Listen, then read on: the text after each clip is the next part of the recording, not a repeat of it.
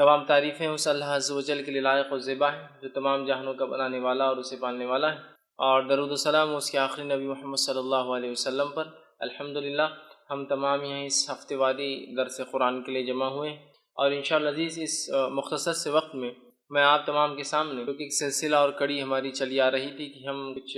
30ویں پارے کی چھوٹی چھوٹی جو صورتیں ہیں جو اکثر نماز میں دہرائی جاتی ہیں، اور اس کے علاوہ ان صورتوں کا بڑا اہم میسیج اور پیغام ہوتا ہے انسانیت کے لیے، ان کچھ صورتوں کو ہر رمضان کے بعد دہراتے ہیں، 4 صورت۔ اس کڑی میں انشاءاللہ عزیز آج ہم جو ہے سورۃ الکوثر کے تعلق سے کچھ باتیں میں آپ کے سامنے رکھنے کی کوشش کروں گا۔ سورۃ الکوثر یہ ان صورتوں میں سے ایک صورت ہے جو کہ قرآن کی سب سے چھوٹی صورتوں میں سے ایک ہے۔ ویسے قرآن کی سب سے چھوٹی صورتیں وہ ہیں جن میں 3 آیتوں پر ہی مشتمل ہے، جس میں سورۃ العصر 3 آیتیں، سورۃ النصر 3 آیتیں، سورۃ الکوثر 3 آیتیں۔ ان تینوں صورتوں میں 3 آیتیں ہیں، لیکن الفاظ کے اعتبار سے، جملوں کے اعتبار سے 3 جملے ہوتے ہیں، 3 آیتیں۔ الفاظ کے اعتبار سے سب سے چھوٹی صورت سورۃ الکوثر ہے، کیونکہ بہت کم الفاظ ہیں اس کے اندر، آیتیں 3 ہی ہیں اس کے اندر۔ سورہ عصر میں بھی 3 ہیں، سورہ نصر میں بھی 3 ہیں، لیکن اس کے اندر الفاظ کے اعتبار سے 3 آیتوں میں سب سے کم الفاظ، تو گویا ایک طرح سے اگر کہا جائے تو قرآن کی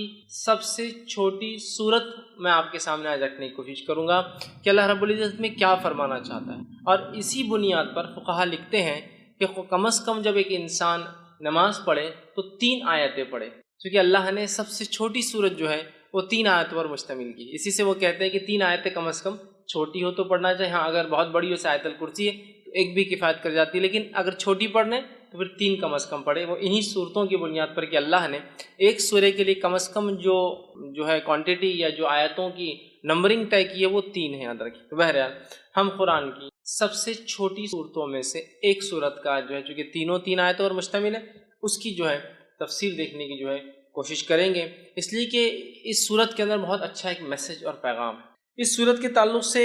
جو ہے یہ بات میں علماء نے اختلاف کیا ہے کہ یہ مکی ہے مدنی، کچھ نے کہا نہیں مدینے میں بھی یہ ہو گئی تھی، کچھ نے کہا نہیں یہ مکہ میں ہوئی تھی۔ بہرحال جو بھی اس کا پس منظر رہا ہو، اور اس کے پیچھے کچھ بیک گراؤنڈ بھی علماء بتاتے ہیں کہ کیا اس کے پیچھے پس منظر رہا ہو، انشاءاللہ عزیز اس میں ایک بات جو واضح سامنے آتی وہ یہ ہے کہ جب نبی اکرم صلی اللہ علیہ وسلم کے پے در پے ایک کے بعد ایک بچوں کا انتقال ہوا، اور بالخصوص لڑکوں کا انتقال ہوا، جس پر آپ کو ویسے 3 لڑکے تھے، ایک قاسم جس کے نام سے آپ ابو القاسم آپ کی کنیت تھی جو پہلے تھے، ایک ابراہیم تھے اور ایک عبداللہ تھے، تو بہرحال آپ کو 4 لڑکیاں اور 3 لڑکے تھے، تو تینوں کا پے در پے انتقال ہو گیا۔ جب تینوں لڑکوں کا انتقال ہوا تو مشرکین خوشی منانے لگے، کیونکہ مشرکین، اور جیسا آج ہمارا بھی حال ہے، ایک مادہ پرست ٹوٹلی میٹریلسٹک سوسائٹی میں ہم لوگ رہتے ہیں، جس میں مادہ اور انسان کیا پزیس کرتا ہے، کیا اس کے پاس ہوتا ہے، اس سے اس کی عزت اور توقیر۔ اور اسی کڑی کے اندر ایک اور چیز جو سماج کا بہت بڑا مسئلہ بھی ہے، اور وہ یہ ہے کہ لڑکوں کا ہونا اور نہیں ہونا۔ جب نبی اکرم صلی اللہ علیہ وسلم کو لڑکے نہیں ہوئے، اس سماج میں جس سماج میں لڑکے فخر کی علامت تھے، لڑکوں کی زیادتی پیدائش کے اعتبار سے سماج کے اندر ایک بہت بڑا رتبہ رکھتی، اس سماج میں جس سماج کے اندر لڑکیوں کو زندہ دفنا دیا جاتا تھا اور لڑکوں کو رکھا جاتا تھا، اس سماج میں نبی اکرم صلی اللہ علیہ وسلم کے پے در پے ایک کے بعد ایک 3 لڑکوں کا انتقال ہونا گویا مشرکین کے لیے ایک طرح سے آپ کے مشن کے انسکسیسفل ناکامیاب ہونے کی ایک دلیل تھی۔ تو مشرکین میں سے کچھ لوگوں نے خوشیاں منائی، آوازیں اٹھائی، اور کہا کہ ابتر عربی زبان میں کہتے ہیں اس انسان کو جس کے پیچھے کوئی نہ ہو، عام زبان میں اس کا ترجمہ کیا جاتا ہے دم کٹا،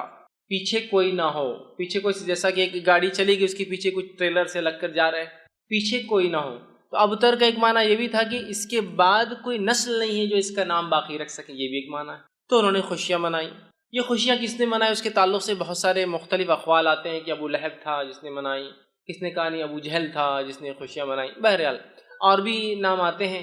مشرکین یا کفار کے جنہوں نے خوشیاں منائی۔ تو وہ مفسرین لکھتے ہیں کہ یہ شاید اس کی وجہ بنی کہ یہ صورت نازل ہوئی، لیکن یقینی طور سے ہم نہیں کہہ پائیں گے کیا، لیکن چونکہ سورے کا جو اینڈنگ اس انداز سے ہو رہی ہے تو اس سے اندازہ یہی لگایا جا سکتا ہے کہ شاید یہی واقعہ ہوا ہو کہ آپ کے بچوں کا انتقال، اس میں بھی بہرحال اختلاف ہے کہ کس بیٹے کے انتقال پہ یہ منایا گیا، لیکن بہرحال لڑکے کے انتقال پر مشرکین نے جو خوشیاں منائی، اسی کے رد میں اللہ رب العزت نے اپنے نبی کو صبر، دلاسا، ہمت افزائی کرنے کے لیے یہ صورت کو جو ہے نازل کی۔ صورت کا ترجمہ دیکھیں میں آپ کے سامنے رکھوں گا، پھر اس کی تفسیر کی طرف ہم جائیں گے۔ اِنَّا أَعْطَيْنَاكَ الْكَوْثَرَ، اے نبی ہم نے بے شک آپ کو خیر کثیر، کوثر، حوض کوثر بہت زیادہ جو ہے اچھائی سے جو ہے نوازا ہے، عطا کیا ہے۔ دوسری آیت میں اللہ نے فرمایا فصل لربک وانحر، تو آپ اپنے رب کی جو ہے بڑائی بیان کیجئے، نماز قائم کیجئے اور قربانی کیجئے، اور نہر خاص طور سے اونٹ کی قربانی کیجئے۔ ان شانیک هو الابتر، بے شک یقیناً تمہارا دشمنی دم کٹا رہے گا، بے اولاد رہے گا، یا اس کا کوئی دنیا میں نام لینے والا باقی نہیں رہے گا۔ یہ اس آیت کا بہرحال ترجمہ ہے۔ اب آئیے کچھ تفسیر کی طرف اس کی ہم بڑھتے ہیں۔ سورۃ الکوثر یہ قرآن کی 108 نمبر کی سورت ہے۔ اس میں 3 آیتیں ہیں۔ اللہ رب العزت فرماتا ہے بسم اللہ الرحمن الرحیم۔ صحیح مسلم کی ایک روایت آتی ہے، نبی اکرم صلی اللہ علیہ وسلم پہ یہ سورت نازل ہوئی اور آپ مسجد میں بیٹھے تھے۔ اسی وجہ سے میں نے کہا اختلاف ہے مکی ہے یا مدنی، کیونکہ اس صحیح مسلم کی روایت میں الفاظ ہے آپ مسجد میں بیٹھے ہوئے تھے، اور ہم جانتے ہیں مکہ میں کوئی مسجد نہیں، مسجد جو ہے مدینہ میں بنی، سمجھ رہا؟ تو بہرحال اس وجہ سے علماء کا اختلاف ہے کہ مکی ہے مدنی، بہرحال جو بھی ہے صحیح مسلم کے الفاظ ہیں آپ مسجد میں تشریف فرماتے، صحابہ گھیر کر بیٹھے تھے، اور یہ معاملہ سب مدینے میں ہی ہوتا تھا، مکے میں اتنی آزادی نہیں تھی۔ بہرحال صحابہ گھیر کر بیٹھے تھے، اور اچانک جو ہے آپ پر غشی، وہ جو آپ کی کیفیت وہی جب نازل ہوتی طاری ہوئی، صحابہ خاموش۔ اس کے بعد آپ نے لوگوں سے کہا کہ مجھ پر ابھی ایک صورت نازل ہوئی، بسم اللہ الرحمن الرحیم، انا اعطیناک الکوثر فصل لربک وانحر ان شانیک هو الابتر، آپ نے پڑھ کر سنا۔ اس بات سے مفسرین لکھتے ہیں، علماء لکھتے ہیں، فقہاء لکھتے ہیں کہ بسم اللہ ہر صورت کا حصہ ہے، لیکن نبی اکرم صلی اللہ علیہ وسلم نے فرمایا مجھ پر ابھی ایک صورت نازل ہوئی، بسم اللہ الرحمن الرحیم انا اعطیناک الکوثر۔ تو اسی سے محدثین لکھتے ہیں کہ صورت جو ہے بسم اللہ جو ہے یہ جو ہے اس کی آیت ہے۔ اس بات کو بہرحال چونکہ ایک بات آ گئی ہے تو وہ بھی آپ کے سامنے رکھ دیتا ہوں۔ بسم اللہ کو کوئی آیت مانے یا نہ مانے، سورہ کی شروعات میں، بیچ میں نہیں، جیسا کہ سورہ قصص میں بیچ میں بھی آتی ہے آیت، شروعات کے اعتبار سے کوئی اس کو آیت مانے یا نہ مانے، اس کے ماننے اور نہ ماننے سے انسان کافر نہیں ہوتا ہے۔ دیگر قرآن کی ایک آیت کا بھی انسان انکار کرے تو وہ کافر ہو، لیکن بسم اللہ میں چونکہ اختلاف ہے کہ یہ آیت مانی جائیں گی یا نہیں مانی جائیں گی، تو لہٰذا اگر اس معاملے میں کوئی بسم اللہ پڑھتا ہے اور کوئی نہیں پڑھتا ہے تو دونوں پہ کسی پہ لعنت ملامت یا اس کو سست یا جو ہے اس طرح سے اس کو غلط یا کافر نہیں کہا جائے۔ ہاں وہ جو قرآن کا حصہ ہے، جیسا کہ سلیمان علیہ السلام نے جو خط لکھا تھا، جس کے بارے میں قرآن نے فرمایا انہ من سلیمان بسم اللہ الرحمن الرحیم، اور سلیمان نے جو ہے اس رانی کو جس نے اور جس کے قوم نے سورج کی عبادت کو جو ہے سب کچھ سمجھ لیا تھا، اس کو جب خط لکھا تو لکھا انہ من سلیمان، کہ سلیمان نے جب خط لکھا تو کہا بسم اللہ الرحمن الرحیم، اللہ کے نام سے جو بڑا مہربان نہایت رحم والا۔ اس سے پتہ چلتا ہے کسی بھی خط و کتابت سے پہلے، کسی کو ایڈریس کرنے سے یا خط لکھنے سے پہلے بسم اللہ لکھنا چاہیے بہرحال، اور نبی اکرم صلی اللہ علیہ وسلم بھی لکھا کرتے۔ تو بہرحال تو یہاں رسول اکرم صلی اللہ علیہ وسلم نے کہا کہ مجھ پر ابھی ایک صورت نازل ہوئی بسم اللہ الرحمن الرحیم، ٹھیک ہے، بہرحال وہ کرنا چاہیے۔ اور سورۃ الفاتحہ کے اندر بھی وہ کہتے ہیں پڑھنا چاہیے، اس لیے کہ سورۃ الفاتحہ کا تو یہ ایک حصہ ہے، کیونکہ سورۃ الفاتحہ میں جو ہے 7 آیتیں ہیں، تو ظاہر سی بات ہے بسم اللہ کو چھوڑ دیا جائے تو آیتیں پھر 6 ہی بچتی، تو بہرحال ہر سورت سے پہلے اس کو بسم اللہ کو پڑھنا چاہیے۔ تو سورہ صحیح مسلم کی روایت میں آپ نے بسم اللہ الرحمن الرحیم کہا انا اعطیناک الکوثر، مجھ پہ سورت نازل ہوئی بسم اللہ الرحمن الرحیم انا اعطیناک، کہ بے شک ہم نے آپ کو خیر کثیر عطا کیا۔ اسی آیت حدیث سے لوگ کہتے ہیں کہ یہ مدنی ہے، کچھ نے کہا نہیں مکی ہے، یہ آپ کے بچوں کے انتقال پر، کس کے انتقال پر وہ تو وضاحت نہیں، لیکن لوگوں نے مشرکین نے جو خوشیاں منائی تھی اللہ نے اس کے جواب میں بہرحال جوابی کارروائی میں یہ جو آیت نازل کی تھی۔ آئیے اس کا ترجمہ ہم نے دیکھا، اب کچھ تفسیر کی طرف جاتے ہیں۔ انا اعطیناک الکوثر، کہ بے شک ہم نے نبی صلی اللہ علیہ وسلم آپ کو خیر کثیر عطا کیا، بہت خیر ہم نے آپ کو عطا کیا۔ اب دیکھیے نبی اکرم صلی اللہ علیہ وسلم کی تھوڑی سچویشن، تھوڑا سیناریو، تھوڑی ذہنی کیفیت کی طرف ہم جاتے ہیں۔ اب ذہنی کیفیت بولے تو آپ ہمیشہ یہ مت سمجھیے جو انسان پاگل ہوتا ہے اس کے لیے لفظ استعمال ہوتا ہے، ذہنی کیفیت سے مراد ذہنی حالات، آپ جس کشمکش سے گزر رہے ہیں، جن تکلیفوں اور مصیبتوں کا آپ کو دین اسلام کی دعوت کی وجہ سے سامنا کرنا پڑ رہا ہے، ان مصیبتوں پر اور ان مشرکین کی ان مصیبتوں کے آنے پر آپ کو طعنہ اور تشنیع دینا، جیسے کہ آپ کی 2 بیٹیوں کے نکاح جو ہو چکے تھے ابو لہب کے بیٹوں سے، جیسے ہی آپ نے ابھی ودائیگی نہیں ہوئی تھی، نکاح ہوا تھا، جیسی دعوت اسلام کی بات کی طلاق دلوا دی۔ نبی اکرم صلی اللہ علیہ وسلم اور دیگر انبیاء علیہ الصلوۃ والسلام یہ انسان تھے، یاد رکھیں، فرق یہ تھا کہ ان تک اللہ وحی بھیجتا تھا اور یہ چنے ہوئے لوگ تھے، اسی سے لفظ مصطفیٰ آتا ہے، اللہ جس کو چن لیتا۔ اس کے علاوہ دیگر معاملات میں انسانی نفسیات، کیفیتیں اور حالات ہمارے اور انبیاء کے ایک جیسے، ذہنی اذیتیں ان کو بھی پہنچتی ہے اگر کوئی وہ کرے تو، تکلیفیں ان کو بھی آتی ہے، وہ بھی پریشان ہو اٹھتے ہیں، وہ بھی کبھی خیال کرتے ہیں کہ یہ کر لوں، لیکن اللہ اپنی ہدایت سے اپنی وحی سے کہتا ہے نہیں یہ ٹھیک نہیں، نبی کی شان کے لائق ہے، نہیں فلاں کر لوں، تو وہ انسان ہوتے ہیں یاد رکھیے، سوائے اس کے کہ ان کو سیدھا وحی سے گائیڈنس کیا جاتا ہے، سیدھا وحی کے ذریعے ان کی ہدایت، ان کی مارگدرشن، ان کی رہنمائی کی جاتی ہے۔ اب اندازہ لگائیے اس مشن کے اندر جہاں بیٹیوں کو طلاق دے دی جا رہی ہے، پڑوسی ابو جہل روز کچرا ڈالتا ہے اس لیے کہ دعوت کی وجہ سے، اسی طرح آپ کا سوشل بائیکاٹ کیا جا رہا ہے، سارا سماج آپ کے خلاف ہے، اس میں آپ کے بیٹوں کا انتقال ہونا، اور ایک ایسے سماج میں جس سماج میں بیٹے ہی سب کچھ ہے، عزت اور بڑائی اور پتہ نہیں کیا کیا تھے، لڑکوں کا ہونا بہت اربوں کے نزدیک، بہت اربوں کے نزدیک کیا، آج میں کہوں گا ساری دنیا کا معاملہ وہی، لڑکوں کا ہونا اور لڑکیوں کا ہونا، اس سے آپ فرق پتہ چلتے، ایک شخص کا چہرہ اگر آپ کو کالا دکھ جائے، بہت ہی پریشان حال دکھ جائے، تو ایک اندازہ ہو جاتا ہے اور ہسپتال سے نکل رہا ہے شاید لڑکی پیدا ہوئی، ایک شخص خوش اور خرم نظر آ رہا ہے اور بہت وہ خوش ہو رہا ہے اور کوئی بانٹ رہا ہے، تو آپ کا اندازہ ہو جاتا ہے اس کو لڑکا پیدا، بیٹا پیدا ہوا ہوں گا تبھی اتنی خوشیاں منائی جا رہی، تو ہر سماج کا آج ہم دیکھتے یہی حال ہے، ٹھیک۔ تو بہرحال اس سماج میں جہاں بیٹے سب کچھ اور بیٹیوں کو دفنا دیا جاتا ہے، اتنی بری چیزیں، بیٹے داماد ہے کہنا بولے تو ایک شرم کی علامت تھی، اس سماج، اس سوسائٹی میں اندازہ لگائیے نبی اکرم صلی اللہ علیہ وسلم بیٹے پیدا اور انتقال ہوتے، بیٹیوں کا طلاق دیا جانا، آپ کے بچوں کا بالخصوص لڑکوں کا پے در پہ انتقال ہونا، پڑوسیوں کا روز کچرا ڈالا جانا، لوگوں کا آپ کو برا بھلا کہنا، آپ کو سوشل بائیکاٹ میں 3 سال تک پوروں کو الگ کر دیا جانا، یہ معمولی چیزیں نہیں، یاد رکھیے۔ اس لیے اللہ رب العزت نے اپنے نبی کے تسکین کے لیے، تسلی کے لیے، ذہنی سکون و اطمینان کے لیے جیسی ایسی کوئی بڑی تکلیف آتی تھی ایک نعمت عطا کر دیتا تھا فوراً، جیسے کہ مثال کے طور پر نبی اکرم صلی اللہ علیہ وسلم کے جو ہے محبوب چچا، جس نے بڑی اسلام کے خلاف تو نہیں تھے، قبول تو نہیں کیا لیکن خلاف بھی نہیں، بہت سپورٹ کیا، بہت سپورٹ، اتنا کہ 3 سال کے عام بائیکاٹ میں وہ بھی ساتھ، کہا کہ جب تک میں زندہ ہوں میرے بھتیجے کو ہاتھ نہیں لگا سکتا، ٹھیک۔ تو جو ہے ابو طالب جو تھے یہ اسلام تو نہیں لائے لیکن بہت سپورٹ میں تھے، اتنے سپورٹ میں تھے کہ اپنے بیٹے علی سے کہا جب اللہ کے رسول صلی اللہ علیہ وسلم نے دعوت دی کہ اے علی جو ہے تم اپنے بھائی جو ہے محمد کی بات، مطلب میرے بھتیجے کی بات، محمد کی بات جو ہے تم ماننا، اس لیے کہ وہ سچ کہے، لیکن سماجی پریشر دیکھیے کیا ہوتا ہے، خود ایمان نہیں لائے، ہے نا، اب اندازہ لگائیے اس سے، ٹھیک۔ تو جو ہے تکلیف دی جا رہی تھی اس زمانے میں، اس ستم میں انہوں نے آپ کی مدد کی، یہ انتقال کر جاتے، مشرکین جو ہے خوش ہوتے ہیں، اور یہ بات بھی یاد رکھیے بلال رضی اللہ عنہ ایک طرف ہے، اور جو ہے سمیہ رضی اللہ عنہا کو جو ہے شہید کیا جا رہا ہے نا، اور کئی خاندانوں کو جو غلام تھے اور کمزور تھے مالی اعتبار سے، تکلیف جن میں لڑکوں کی مردوں کی کمی تھی، جو عربوں میں طریقہ دبا دیا جاتا تھا، تکلیف دی جا رہی تھی، اسی سماج، اسی سوسائٹی کے اندر جو ہے ابو طالب کا نبی اکرم صلی اللہ علیہ وسلم کو مدد کرنا یہ بہت بڑی بات تھی، یاد رکھیے بہت بڑا سپورٹ تھا یہ، اور اتنا بڑا سپورٹ تھا کہ ان تمام کو تکلیف دی جا رہی تھی لیکن رسول اکرم صلی اللہ علیہ وسلم کی طرف کوئی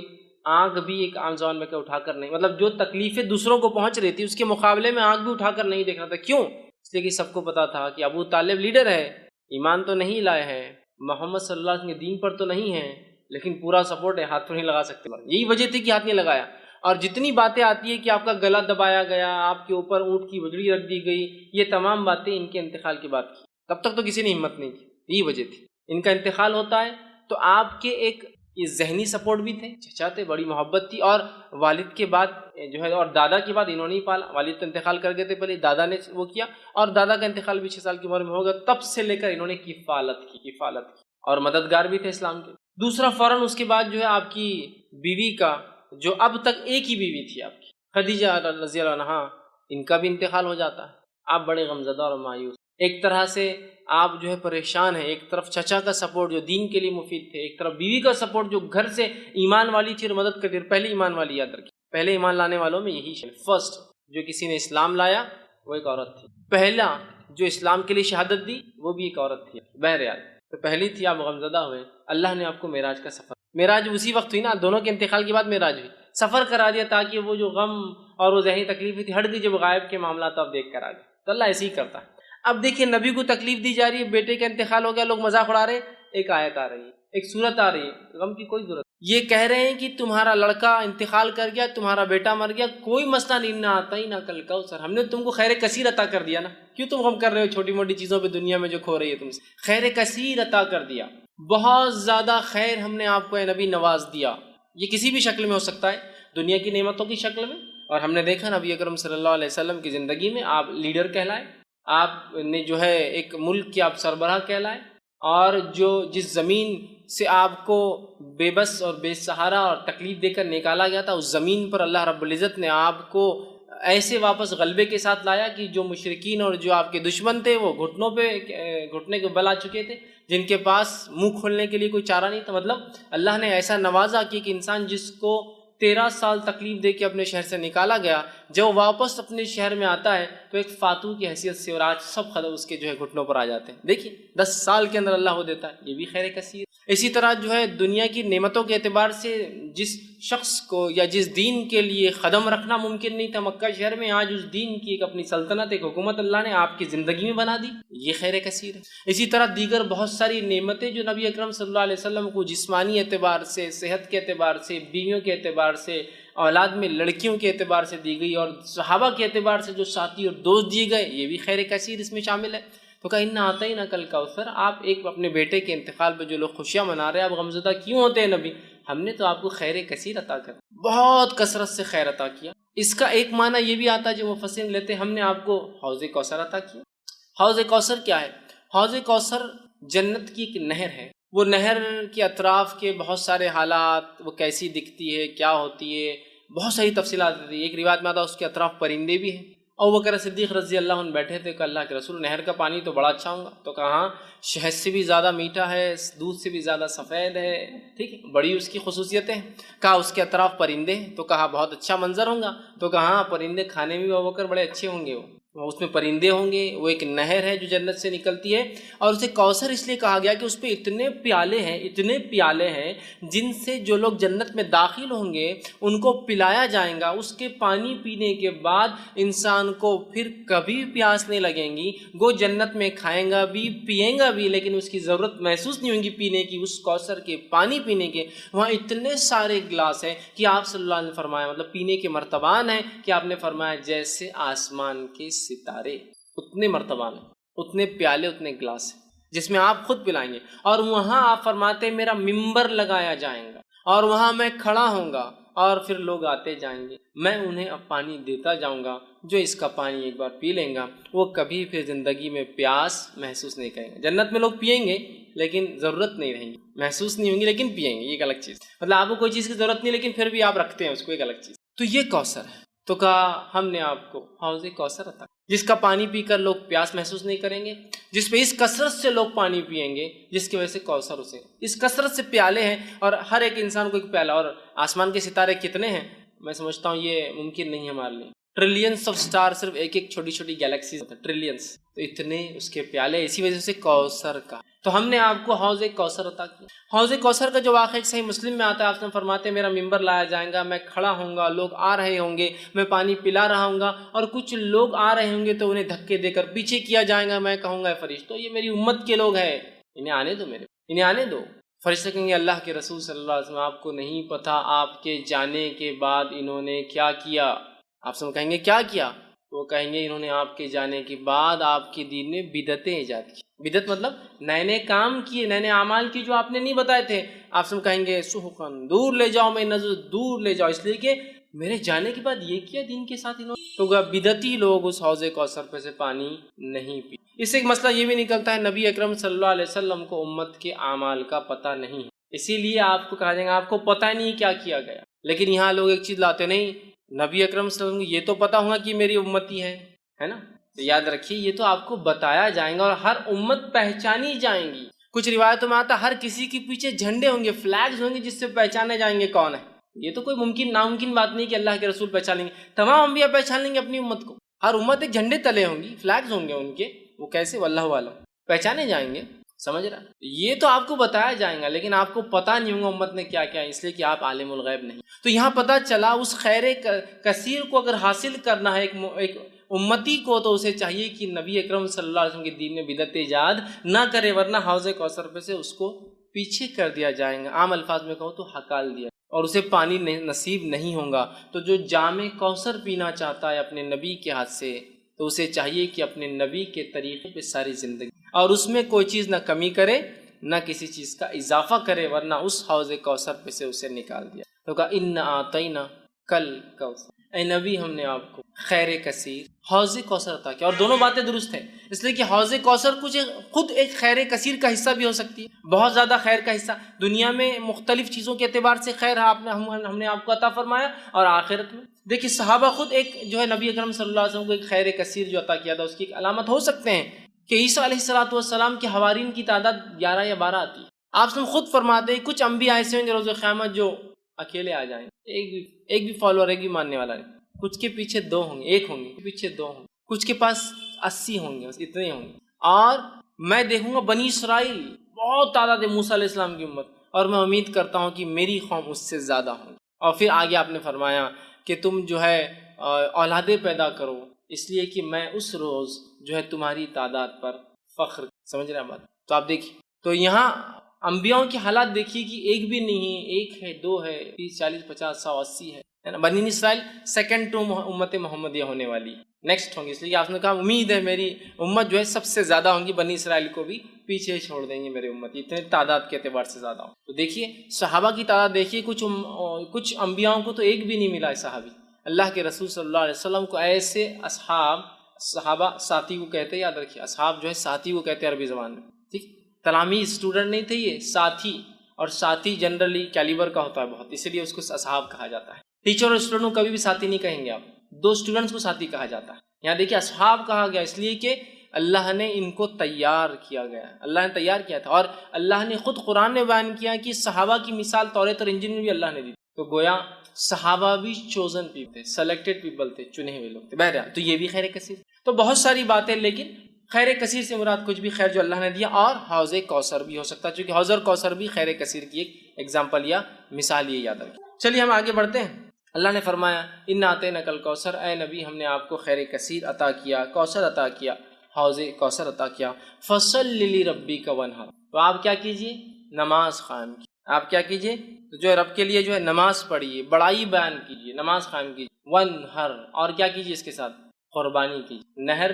کہتے ہیں اونٹ کی قربانی. تو آپ جو ہے نماز قائم کریں اور قربانی اے نبی جو ہے اللہ کے لیے دیتے رہیں. گویا اس سے ایک بات پتہ چل رہی وہ یہ ہے کہ ایک آیت میں تو کہا ہم نے آپ کو خیر کثیر عطا کیا، خیر کثیر عطا کرنے کے بعد دوسری آیت کیا بول رہی کہ آپ نماز پڑھیے اور قربانی دیجیے. اس سے ایک بات پتہ چلتی ہے کہ نماز قائم کرنا اور قربانی دینا یہ ایک طرح سے شکرانہ ہوتا ہے جو اللہ مختلف نعمتیں ہمیں عطا کرتا ہے. اس لیے کہ دیکھیے یہاں بالکل واضح طور سے کہا گیا کہ آپ نماز قائم کیجیے اور کیا کیجیے ساتھ جو ہے قربانی دیجیے. مطلب نماز قائم، پہلے تو کہا خیر کثیر دیا، فوراً کہا نماز قائم کیجیے اور قربانی. مطلب گویا نماز اور قربانی ایک طرح سے شکرانہ ہوتا ہے کسی عمل کے بدلے یا کسی چیز کے بدلے جو اللہ ہمیں جو ہے عطا کرتا ہے. تو اللہ جو چیز عطا کرتا ہے یہ ایک طرح سے اس کا بدلہ ہو سکتا ہے. تو یہ بات کو ہم بھی ذہن میں رکھیں. اللہ نے کسی بھی قسم کا ہمیں خیر دیا تو نماز ایک بڑی بہترین چیز ہے اس خیر کے لیے شکرانہ ادا کریں کہ اللہ تیرا شکر ہے کہ تو نے یہ فلاں فلاں چیز. ٹھیک، اور قربانی دینا یہ بھی بڑی اہم چیز ہے.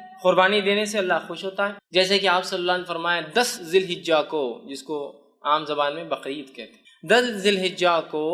جانور ذبح کرنے، نہر خون بہانے سے زیادہ کوئی عمل اللہ کو بہت محبوب عمل ہے قربانی ہے. کہ اللہ ہم جانور کی قربانی دے کے اعلان کرتے کہ وقت آنے پر ہر چیز تیری راہ میں ہم قربان کر دیں گے، اعلان ہوتا. تو یہاں کہا کہ فَصَلِّ لِرَبِّكَ، تو نماز قائم کی. تو گویا دیکھیے اشارہ ہو گیا ہے کہ اگر اللہ بھی ہمیں کوئی نعمت یا شکر دے تو ہم کیا کریں؟ نماز قائم کریں. اور نبی اکرم صلی اللہ علیہ وسلم کے تعلق سے ابوبکر صدیق رضی اللہ عنہ فرماتے ہیں اللہ کے رسول صلی اللہ علیہ وسلم کو جب بھی کوئی خبر پہنچتی اچھی آپ سجدے میں گر جاتے. کوئی مصیبت آتی، کوئی آندھی آتی، کوئی طوفان آتا، کوئی پریشانی ہوتی، آپ مسجد کی طرف بھاگتے، مطلب نماز پڑھتے. خوشخبری آئی تو نماز، سجدے میں گرنا، مصیبت آئی تو نماز. نماز دونوں کے لیے حل ہے.